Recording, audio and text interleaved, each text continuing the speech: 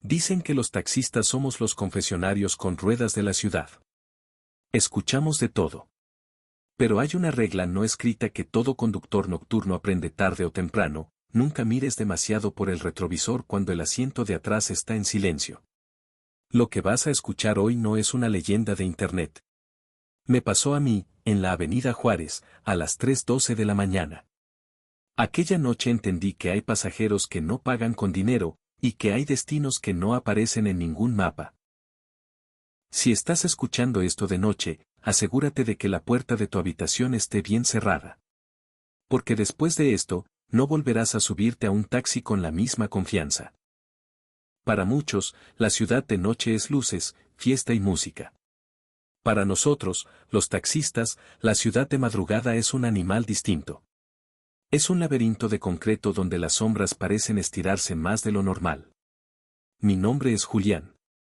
Llevo 15 años recorriendo estas calles, y si algo he aprendido, es que el silencio de las 3 de la mañana tiene un sonido propio, un zumbido que se te mete en los oídos.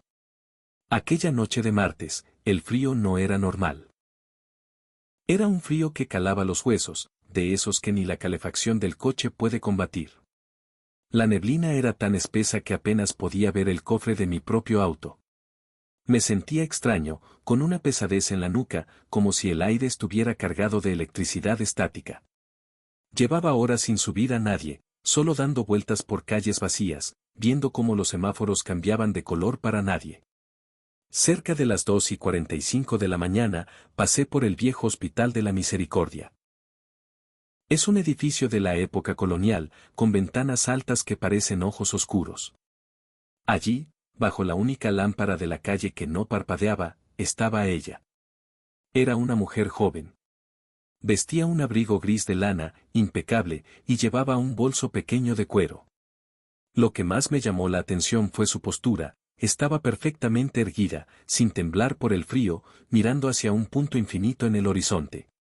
Cuando me detuve, ella no corrió hacia el taxi. Caminó con una lentitud rítmica, casi como si flotara. Al abrir la puerta trasera, un olor a humedad y a flores viejas, como las que dejas en un jarrón por semanas, invadió el auto. El seguro de la puerta bajó solo con un clic metálico que me hizo saltar en el asiento. «Buenas noches, ¿a dónde la llevo?», pregunté, tratando de disimular mi nerviosismo. «Al cementerio central», respondió.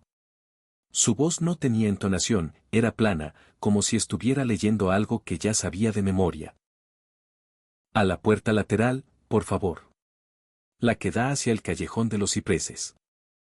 El trayecto suele durar 10 minutos, pero esa noche sentí que el tiempo se había estirado. Empecé a notar cosas que no tenían lógica.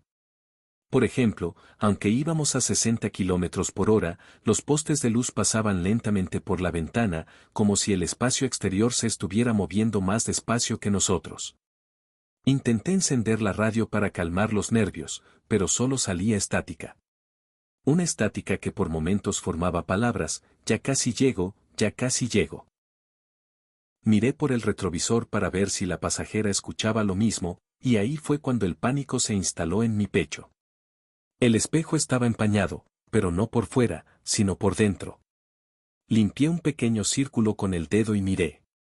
El asiento de atrás se veía vacío. No había nadie. Mi corazón empezó a martillear contra mis costillas. Me giré rápidamente, arriesgándome a chocar, y ella estaba ahí, sentada en el rincón más oscuro, mirándose las manos. Sus manos no tenían color, eran de un tono grisáceo, como la ceniza. Volví a mirar el espejo, y de nuevo, el reflejo solo mostraba el asiento vacío. Mi mente gritaba que me detuviera y saliera corriendo, pero mis manos estaban pegadas al volante, como si el auto tuviera voluntad propia. Llegamos a la puerta lateral del cementerio. Es una zona olvidada, donde las raíces de los árboles han levantado el pavimento. Detuve el auto y el motor se apagó de golpe, sin que yo tocara la llave. El silencio que siguió fue absoluto, un silencio que dolía. La mujer se inclinó hacia adelante. Pude sentir su presencia justo detrás de mi oreja. No emitía calor corporal, al contrario, era como tener un bloque de hielo cerca. Usted es un buen hombre, Julián, susurró. Me quedé helado. Yo nunca le había dicho mi nombre. Ella puso una moneda en mi mano. Al contacto, sentí una descarga eléctrica que me recorrió el brazo hasta el hombro. Mañana, busque el nombre de Elena en la sección de Olvidados, dijo. Bajó del taxi. Me quedé observando cómo caminaba hacia la reja cerrada con candados. No se detuvo. Simplemente se fundió con el metal, como si ella fuera de humo o la reja fuera de aire. Desapareció en la oscuridad de las tumbas. No pude dormir. En cuanto amaneció, fui a la oficina del registro del cementerio. Le di una propina al encargado para que me dejara ver los archivos de los años 70. Busqué el nombre, Elena. La encontré. Había fallecido exactamente un 14 de enero, la misma fecha de esa noche, pero de 1976. Había muerto esperando un taxi frente al hospital después de recibir la noticia de que su madre había fallecido. Nunca llegó al funeral. Miré la moneda que me había dado. Ya no era oro. Era un disco de metal oxidado, cubierto de una costra verde y restos de tierra negra. Pero lo más aterrador no fue eso. Lo más aterrador fue que, al salir del cementerio y subir a mi taxi, vi en el cristal del asiento trasero la marca de una mano pequeña y húmeda, y junto a ella, un pétalo de ciprés fresco, como si ella acabara de bajar de nuevo.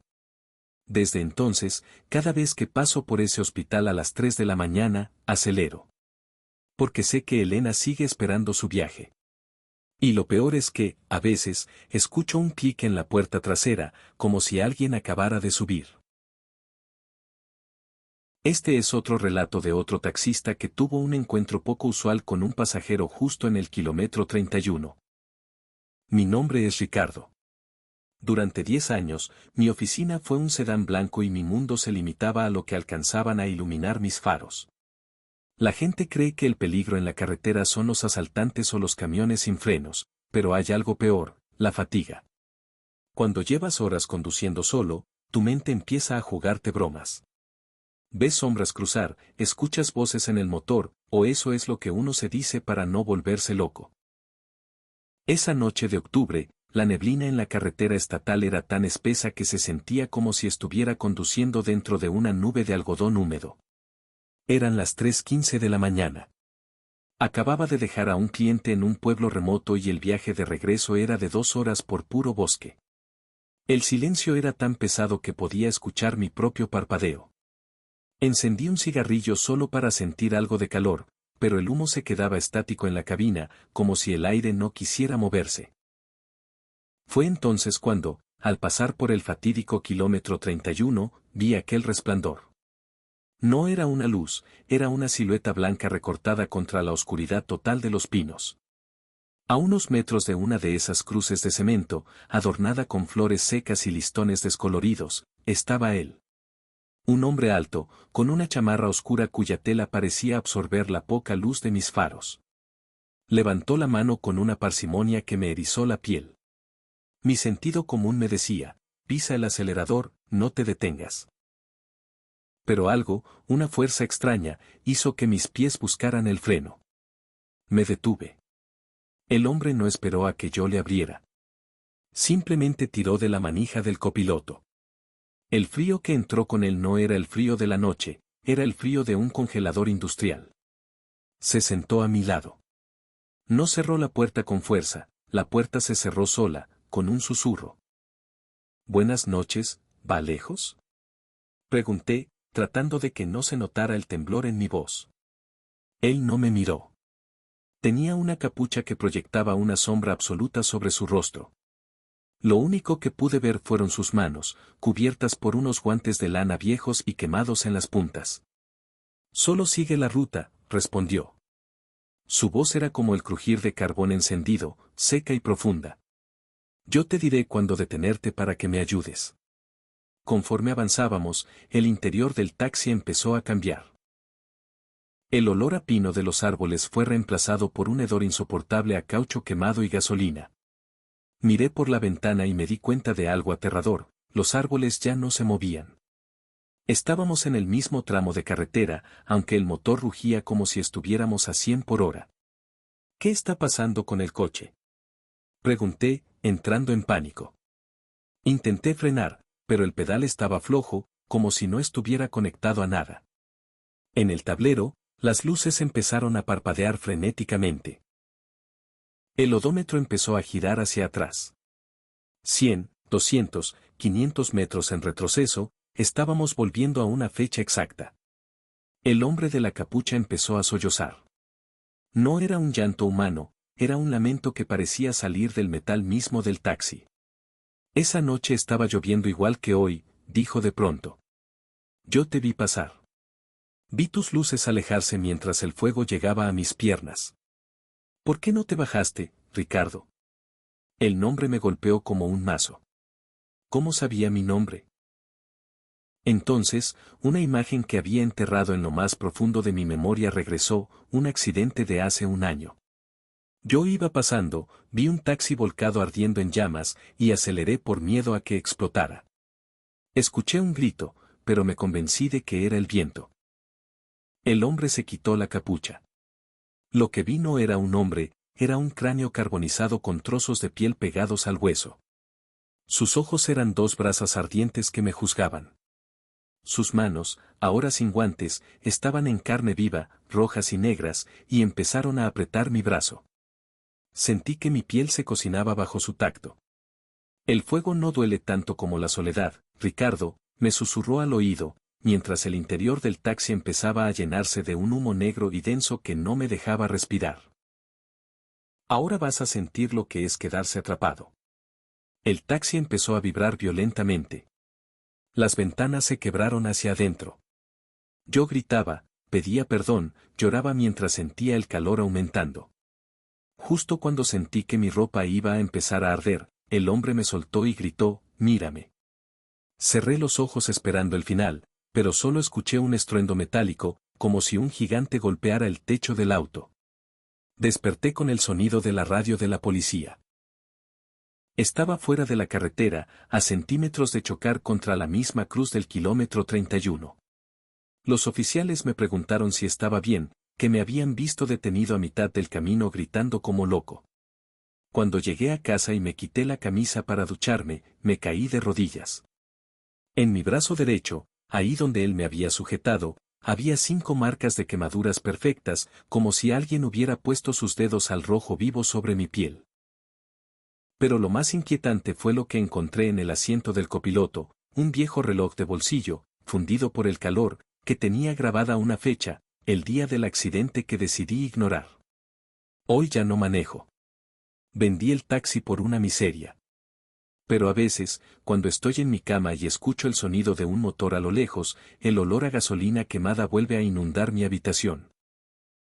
Y sé que él sigue ahí, esperando a que el próximo taxista pase por el kilómetro 31 para recordarle que en la vida y en la muerte, nada se olvida.